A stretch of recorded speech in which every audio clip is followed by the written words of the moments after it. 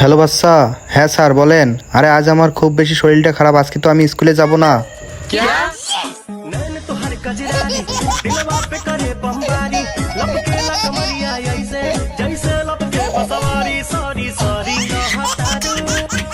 আরে দাঁড়াও দাঁড়াও, আজকে যেহেতু স্যার আসবে না, এখন আমরা কি করব বলো? হ্যাঁ তাই তো, আমরা এখন কি করব? আচ্ছা আমরা এখন কি করব?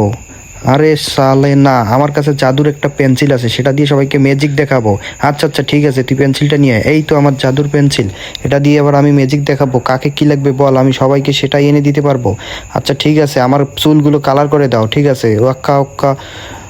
হু, এই তো তোর চুল কালার হয়ে গেছে। আরে আমার জাদুর পেন্সিল কত সুন্দরভাবে কাজ করতেছে দেখ। আরে তুই তো চুলগুলোর কালার করতে পারছিস, তাহলে আমাকে কিছু টাকা এনে দে। আরে দে, তুই একে টাকা এনে দে। হুক্কা হাউ।